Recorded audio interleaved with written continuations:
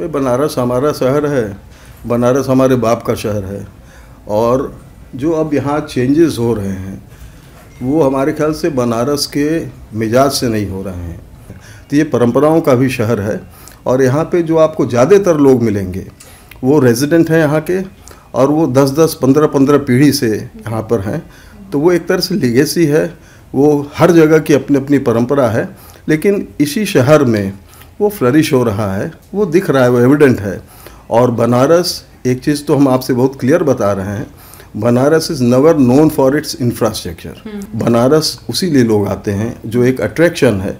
और देखिए ये 4 शहर पूरे दुनिया में यूनिक हैं और चारों में कुछ सिमिलरिटी भी है। जैसे एक है पेकिंग है चाइनीज़ के लिए, हिंदुओं के लिए काशी है, मुस्लिम के लिए मक्का है, क्रिश्चियंस के लिए जेरूसलम है। इनके वाइब्रेशंस एकदम अलग हैं। नमस्कार दर्शकों, आज मैं आई हुई हूँ बनारस घाट पर, तुलसी घाट पर मैं आई हूँ और यहाँ मैं मिलने आई हूँ संकट मोचन मंदिर के महंत विशंबर नाथ जी से। नमस्कार सर। नमस्कार। अपने बारे में कुछ बताइएगा हमारी जनता को। नहीं कहा, मैं भी एक साधारण इंसान हूँ, लेकिन ये ज़रूर है कि काशी में रहते हैं और काशी में माना गया है कि शिव जी की मर्जी है तब हम हैं यहाँ पे। और यहाँ मान्यता है कंकड़ कंकड़ शिव है और जिसको शिव जी चाहते हैं वो यहाँ रहता है। तो हमारा तो जन्म कर्म यही हुआ है और यही मैं सर्विस भी दे रहा हूँ। और बीच में हमको 11-12 साल शिव जी ने भगा दिया था बाहर। अच्छा। तो वो संभवतः कैपेसिटी बिल्डिंग के लिए, तो मैं फिर यहाँ से पढ़ लिख कर आया अपना PhD वगैरह करके, और तब से मैं IIT BHU में इलेक्ट्रॉनिक्स इंजीनियरिंग में अध्यापन कर रहा हूँ। प्रोफेसर है sir by profession. Sir Banaras आपका शहर है, आप काफ़ी ज़्यादा फेमस है यहाँ, तो बनारस के बारे में कुछ बताइए। भाई बनारस हमारा शहर है, बनारस हमारे बाप का शहर है। और जो अब यहाँ चेंजेस हो रहे हैं वो हमारे ख्याल से बनारस के मिजाज से नहीं हो रहे हैं और यहाँ पर विकास इस समय थोपा जा रहा है। और ये हमारे जो सिस्टम है बनारस का, ये शहर देखिए हज़ारों हजार साल में बहुत ग्रेजुअली डेवलप हुआ है। और यहाँ पे हम लोग कहते हैं कि लेयर्ड सिविलाइजेशन है। एक जैसे वेस्टर्न आइज से कहा जाता है कि Banaras is older than history, older than tradition, older than even the legend and twice older if all of them are put together. तो जिस शहर का एकदम आदि अंत आपको नहीं पता है, तो इसको तो हम समझते हैं कि हाँ एक एक जो आइडेंटिटी है दैट शुड बी रेस्पेक्टेड। और उसको बहुत अगर कुछ चेंजेस करना है तो वो सोच समझ के करना चाहिए। अभी जैसे बीच में एक बात आई थी, क्योटो बनाने की बात आई जी। तो हमारा ये पूछना है कि which one is older, Kyoto is older और काशी इज़ ओल्डर। अच्छा, you can not tell somebody, जैसे आप किसी के पिता से कहिए कि आप अपने पुत्र की तरह अपने को ढाल लीजिए, this is impossible, this can never happen. और ये तो देखिए जैसे बच्चे हैं अपने पेरेंट्स के अंदर में उनकी ग्रूमिंग होती है, वो ट्रेडिशन सीखते हैं और वही लिंकेजेस आगे कैरी फॉरवर्ड होते हैं। तो ये परंपराओं का भी शहर है और यहाँ पे जो आपको ज़्यादातर लोग मिलेंगे वो रेजिडेंट हैं यहाँ के, और वो 10-10, 15-15 पीढ़ी से यहाँ पर हैं। तो वो एक तरह से लीगेसी है, वो हर जगह की अपनी अपनी परंपरा है, लेकिन इसी शहर में वो फ्लरिश हो रहा है, वो दिख रहा है, वो एविडेंट है। और बनारस, एक चीज़ तो हम आपसे बहुत क्लियर बता रहे हैं, Banaras is never known for its infrastructure, Banaras is known for its ambience. और ये शहर है आध्यात्म का और ये शहर है अध्ययन का। और जितने भी इस तरह के धर्म हैं सबको यहाँ स्वतंत्रता है अपने अपने हिसाब से डेवलप होने की।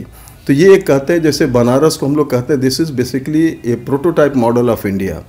आपको यहाँ पर हर स्टेट का पार्टिसिपेशन मिलेगा और हर धर्म के लोग रहेंगे और मस्ती से रहते हैं। तो उसको एक कहते हैं कि बनारसी पना में रहते हैं, और किसी को कोई डिफरेंसेस होते हैं तो ओपन हार्टेडली वो डिस्कस करते हैं एंड इशू गेट्स रिजॉल्व। तो ये बनारसीपन है, तो इसको हम लोग कहते हैं this is a unique fabric. और कहीं अगर हम लोग तो यहाँ तक कहते हैं अगर किसी को कोई दिक्कत है तो आप बनारस आके सीख लो, इससे बड़ा सेंटर इसी को आप अगर एक्स्ट्रापोलेट करिए, यही बृहद भारत का स्वरूप है। सर काशी को क्योटो बनाने का बात क्यों छेड़ा गया, क्यों काशी को क्योटो बनाना चाहते हैं? देखिए ऐसा है कि बनारस की जो आवश्यकताएं हैं, जैसे यहाँ की पांडित्य परंपरा है, यहाँ की साइंस टेक्नोलॉजी है, यहाँ के वेद वेदांत के विद्वान हैं, ज्योतिष है, संगीत है, ये सब फील्ड में आप देखिए तो सब टॉप रैंकिंग लोग बनारस के ही थे। लेकिन इधर 10-20 सालों में हम देख रहे हैं जो बड़े लोग अब रुखसत हो रहे हैं इस दुनिया से, उनको उनका रिप्लेसमेंट नहीं आ रहा है। तो एक बहुत बड़ा वार्ड बनारस में बन रहा है, तो उसको आप चाहिए तो आप चमक दमक से उसको छिपा लीजिए, लेकिन वो छिपता नहीं है। बनारस उसी लिए लोग आते हैं, जो एक अट्रैक्शन है। और देखिए ये 4 शहर पूरे दुनिया में यूनिक हैं और चारों में कुछ सिमिलरिटी भी है। जैसे एक है पेकिंग है चाइनीज़ के लिए, हिंदुओं के लिए काशी है, मुस्लिम के लिए मक्का है, क्रिश्चियंस के लिए जेरूसलम है। इनके वाइब्रेशंस एकदम अलग हैं और ये कहीं ना कहीं से बड़े क्लोजली कनेक्टेड हैं। अच्छा, सब मानते हैं कि ये सेंटर ऑफ अर्थ है, तो सेंटर ऑफ अर्थ जैसे काशी को कहा गया अवमुक्त क्षेत्र है, ये शिव का क्षेत्र है। और ये जो आप ये भौतिक दुनिया में हैं और आपका जो फार शोर है, एक आपका तो एक ये फैमिली है, दूसरा एक आपके जो एंसिस्टर्स हैं वो फैमिली हम लोग मानते हैं स्वर्ग में है। तो उनके लिंकेजेस को वो कौन बनाता है? वो भगवती गंगा बनाती हैं। तो एक तरह से जैसे अस्थि वगैरह का जो आप प्रवाह करते हैं गंगा में, तो ये मानते हैं कि हम एक तरह से अपने फैमिली में फिर इनको मिला दे रहे हैं। तो बस ये दूरी एक आप कहिए ये दुनियादारी की और वो आपका जो स्वर्ग है, वैकुंठ है, तो ऐसे कनेक्टिविटी बनारस के थ्रू होता है। और ये कहा गया काश्याम मरणाम मुक्ति, जैसे नेचुरल डेथ किसी का हो जाए काशी में तो उसको मुक्ति मिलती है, ये बर्थ और डेथ के साइकिल से वो बाहर निकल जाता है। तो वो ये स्थान है और गिवर उसके कौन है? भगवती गंगा, स्पेस ऑफ काशी और बाबा विश्वनाथ। और बाबा विश्वनाथ का तो ये एक तरह से ड्वेलिंग स्पेस है और बाबा विश्वनाथ यहाँ के कैप्टन, राजा, महाराजा, धीराज जो कहिए वो हैं। और जो विश्वनाथ मंदिर का जो स्पेस है उसको हम लोग बहुत सैक्रेड स्पेस बनारस का मानते हैं। विजिटर्स भी आते हैं, उनके नैरो लेंस में घूमते हैं, वहाँ छोटे बड़े कई मंदिर इस तरह के हैं। और वो मंदिर डेवलप हुआ है शिव जी की मर्जी से। तो उसमें तो अगर कोई मंदिर और मूर्ति आपको डिसलोकेट भी करना हो तो उसके भी तौर तरीके हैं, लेकिन भरसक वो अवॉइड करना चाहिए। तो एक बड़ा स्पेस बना जिसमें बनारस का कोई इनपुट तो है नहीं, और वो एक अलग से आर्किटेक्चर वो बाहर के गुजरात के लोगों ने डिज़ाइन किया, गुजरात के लोगों ने उसको इम्प्लीमेंट किया और वर्कर्स भी थे वो भी बाहर के थे। इस मध्य बनारस कहाँ से कनेक्ट हो पाएगा? तो आप देखिएगा तो यहाँ का जो एक नॉर्मल सिस्टम है उससे उसकी प्रॉपर इंटरफेसिंग या इंजीनियरिंग टर्म में जो हम लोग कहते हैं उसकी रेट्रोफिटिंग आप नहीं कर पाएंगे।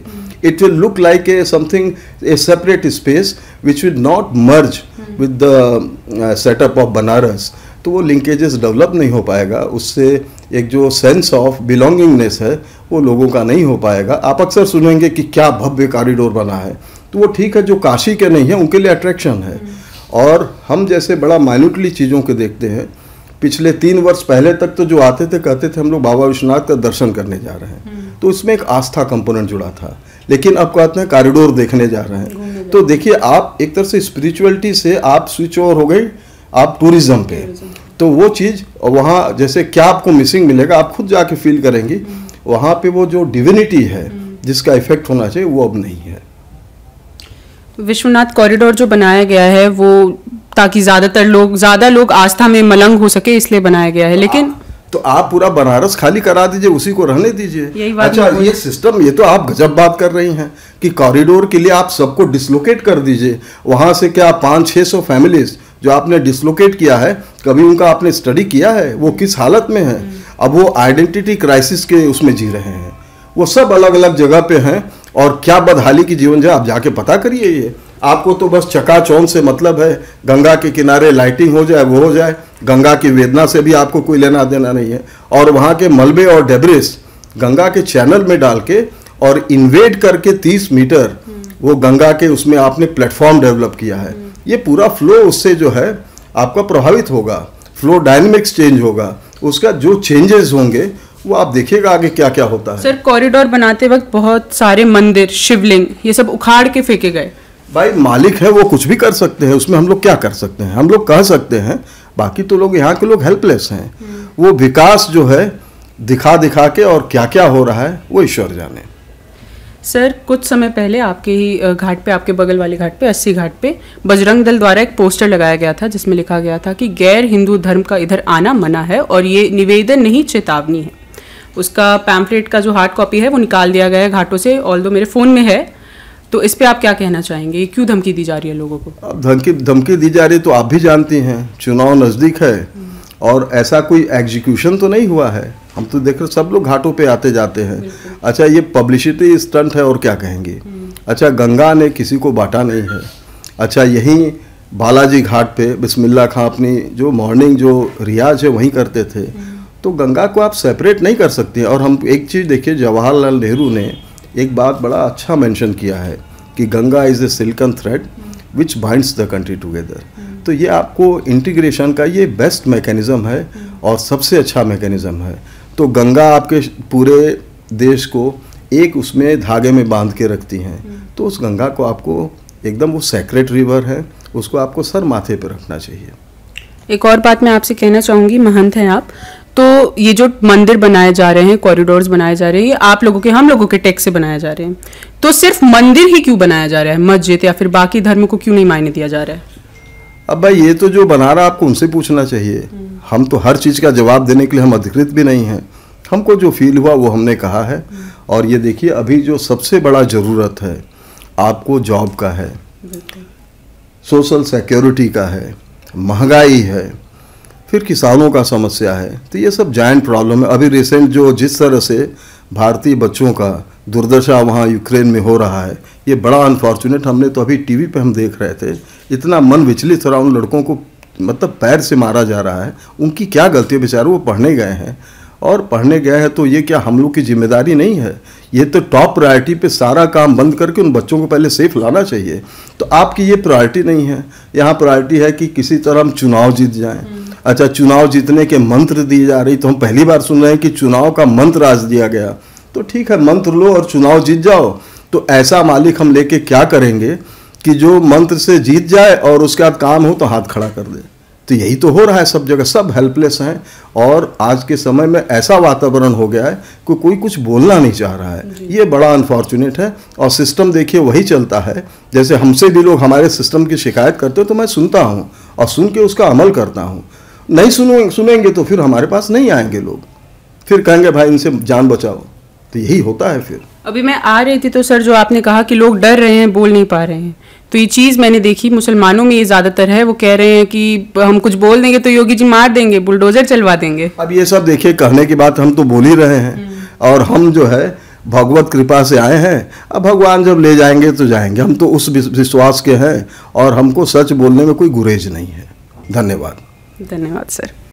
और आप हमसे जुड़े रहने के लिए सब्सक्राइब करें YouTube पर, फॉलो करें Twitter पर और लाइक करें Facebook पर। और ज्यादा जानकारी के लिए आपको टाइप करना होगा सिर्फ न्यूज़ नशा।